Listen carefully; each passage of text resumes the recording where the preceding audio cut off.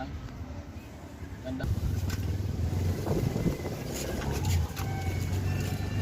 Ay, hello. Gusto nyo bang bumili nito? Mura lang. Ito po yung malaki ang pakinabang nito sa tao, lalo na sa mga walang payong. Pwede kayo bumili nito. Libre na sa payong. Alam niyo ba na ang halamang ito ay kapag lumaki ay kaya kayong protektahan maging sa tag-ulan?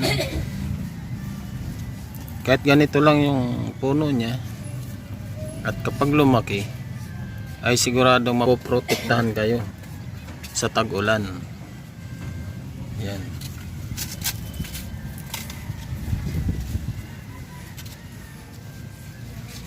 Kaya nagpaparami kami nito. Ito siya.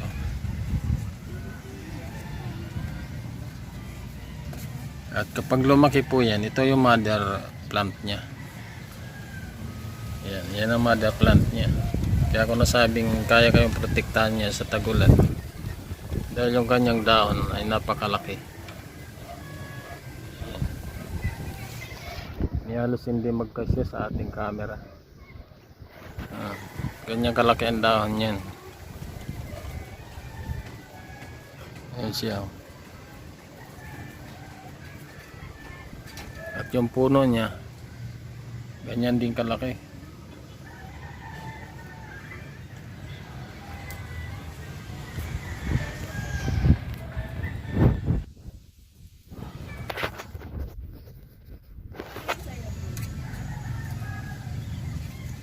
At ito yung kanyang binhi, mga anak niya.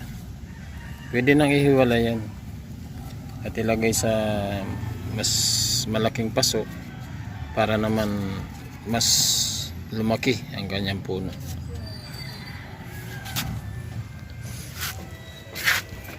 Yan, marami na tayong nailipat.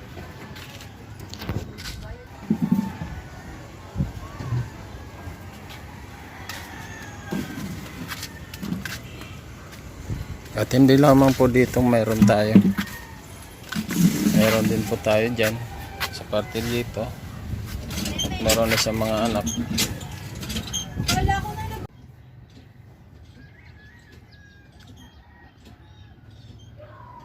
Gusto mo bang magkaroon ng mga bulaklak na ganito kalalaki at kagaganda?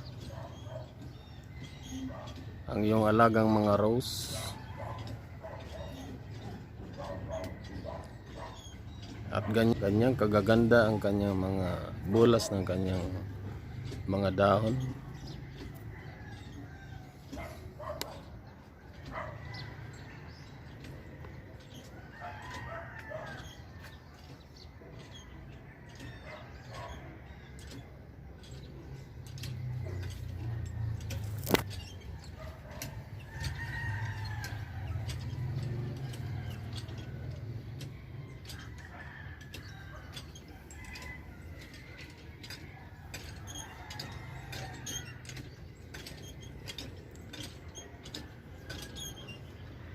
Ang sekreto po niya na ito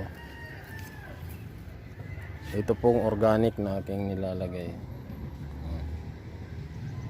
Diyan ko po nilalagay sa kanyang mga paso,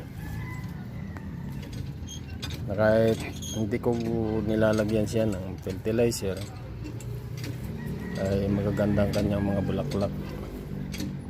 At marami siyang buko. Yan, mga buko yan.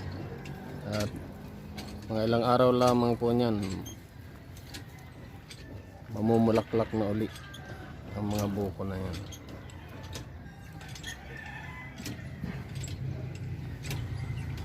At yung kanyang mga dahon ay marami.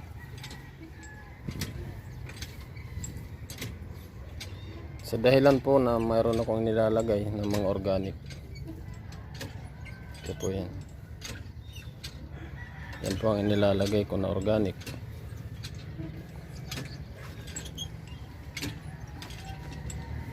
At Yan po ang ating tatalakayin sa ngayon at gagawin. Gagawa tayo ng mga organic sa ngayon. At yung ating mga aloe vera,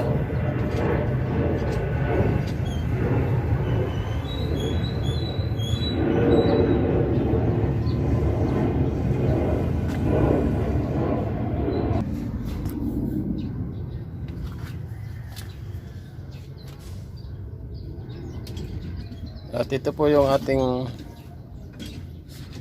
elephant plant.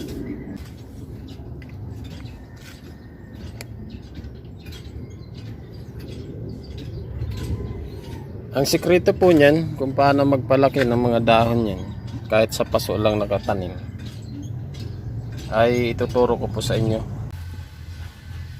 Muli sa magandang umaga sa ating Panginoon at sa inyong lahat mga kaibigan sa umagang ito.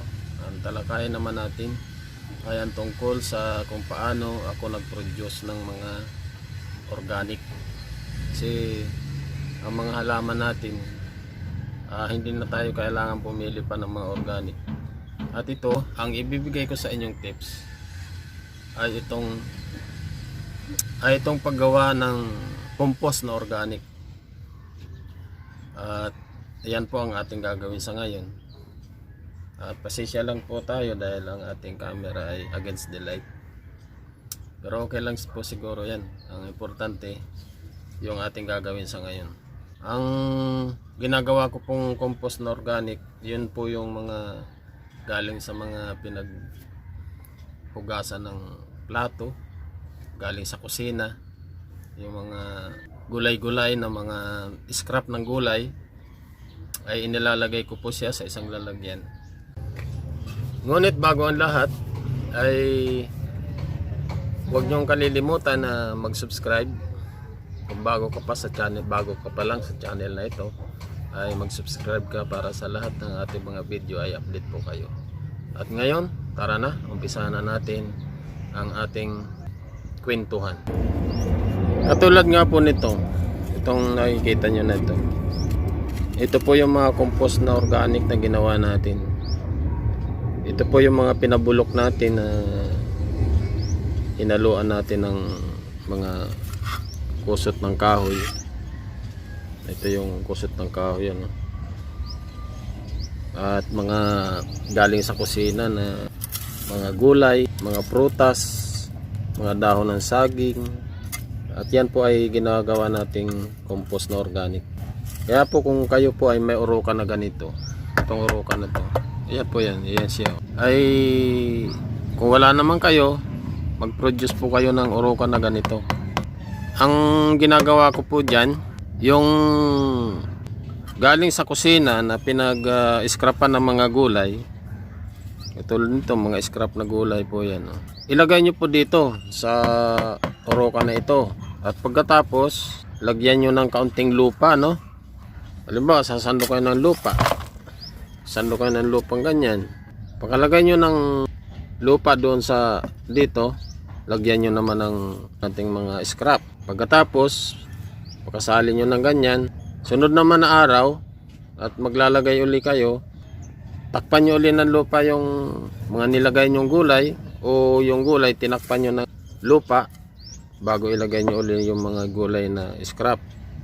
Kahit yung mga pinaghugasan nyo ng, ay pwede nyo pong ilagay dyan yung mga pinaghugasan nyo sa plato dito sa urukan na ito. Mga tira-tirang kanin, mga isda na mga tinik ng isda, ganun, yung mga bituka ng isda, pwede nyo pong ilagay dyan. At pagkatapos, lagyan nyo ng lupa. Kung wala naman kayong masyadong espasyo, ganitong gawin nyo. Lagyan nyo ng lupa yung gulay na yung mga scrap, lagyan nyo. Ganun po lagi ang gawin nyo. Pagkatapos naman, after 1 week, no, isalin nyo sa pangalawang urukan yung compost nyo sa ikalawang linggo. Palahin nyo siyang ganyan, palahin nyo, isalin nyo dito. At pagkatapos nung maisalin nyo dito, di maghahalo na siya. At yung mga ibang gulay, na nilagay nyo, mahalo na yung gulay sa lupa. Ngayon, ito lang po ang sequences nito kapag nagsalin po kayo ng ating organic, ay sigurado po na mayroon pong amoy yan. Pero siguraduhin nyo lang na silyado ang inyong takip, no? Kapag silyado pong ganito, hindi yan mapapasok ng langaw at hindi yan uuurin. Huwag niyong pabayaan na hindi silyado, kasi kapag hindi silyado, papasukin ng langaw. Pero kung silyado naman, hindi yan papasukin at hindi gaanong mangangamoy. Tapos pag nakasali ng ganyan at nahalo na, hayaan nyo na siya dyan hanggang sa mabulok na siya.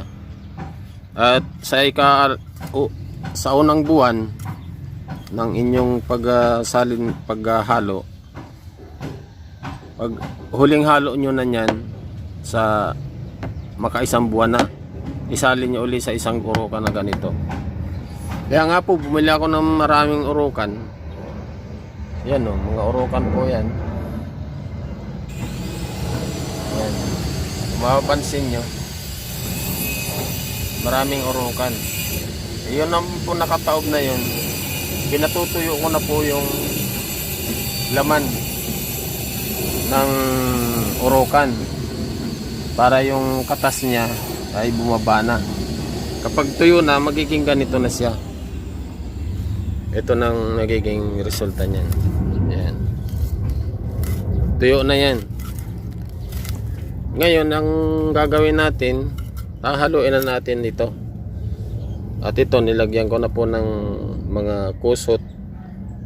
At yung kusot na yan, iyan na mag-a-absorb ng pagka tuyo ng ating magginawang organic. Yan. At pag tuyo na siya, pwede na natin ilagay sa halaman. Katulad nga po nito, ang ginagawa ko ay nire-repack po ng ganito. Yan, may nire-repack na ako. Yan. Ayan siya. Nakakuha na po yan. At ito yung mga kusot na ginagawa ko sa organic. Yan. Mga hinahalo ko yan dito. Para pagka naggamit tayo para sa halaman ng mga ilalagay natin, ay hindi na siya maamoy. Wala na siyang amoy. Katulad nito, wala na pong amoy ito. Amoyin nyo nga po. Oh. Ano, may amoy ba? Wala ano? Wala. Hindi, pinatatawa ko lang po kayo.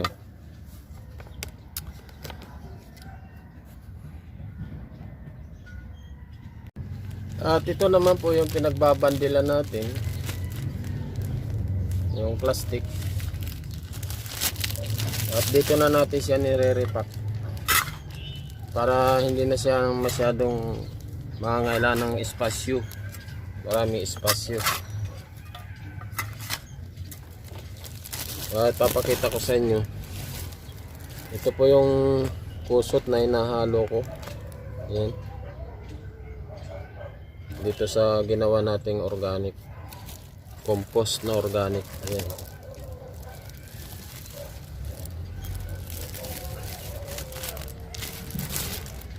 Ngayon, i-repack na natin pag nahalo natin.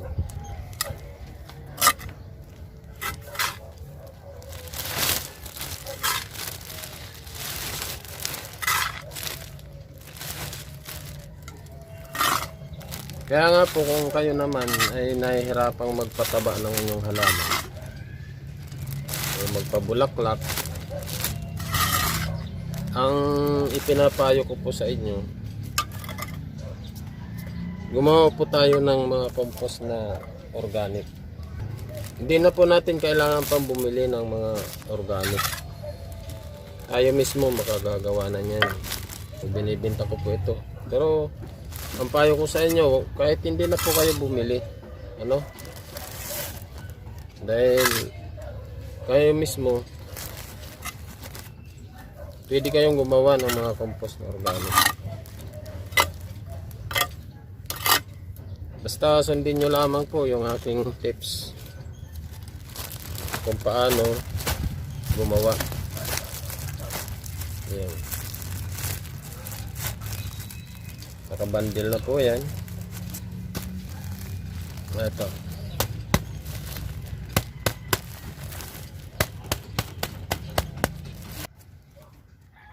At yan lamang po, marami pong salamat sa inyong pagsubaybay at pagtangkilik ng ating mga video. At yan po ay isa sa mga tips na binigay ko sa inyo. Sana nagkaroon kayo ng counting idea sa aking ibinahagi. At kung medyo malabo man ang inyong pagkaunawa sa umagang ito, mayroon po tayong mga ibang video. At pwede nyo pong panoorin yun at puntahan. At marami pong salamat sa inyong patuloy na pagsubaybay. God bless you po. At ingatan po kayo sa umagang ito. Sana ang karunungan ay pagkalob sa iyo ng ating Panginoon. At basbasan ang inyong kamay sa inyong pagtatanim. At dalangin ko na anumang inyong kahilingan ay pagkalob ng Diyos. At ito po sa isa sa tips na binibigay ko sa inyo, yung unang-una higit sa lahat ang paghingi sa Panginoon. Dahil ang kanyang kamay ay bukas para sa ating na mga nananalangin at humihingi ng anumang bagay sa kanya. Lalo na sa paghahalaman. Siya po kasi ang may provide ng halaman. Buhat pa ng umpisa, nang lalangin niya ang sanglibutan, ang Diyos na po ang gumawa ng mga halaman. Ngayon, nilagyan niya ng tao ang sanglibutan para ang tao naman magtanim. Pagkat nasusulat, ang tao ang nagtanim at tao rin ang nagdilig, ngunit ang nagpapalago ay ang Panginoon. At yan lamang po. God bless you sa inyong lahat.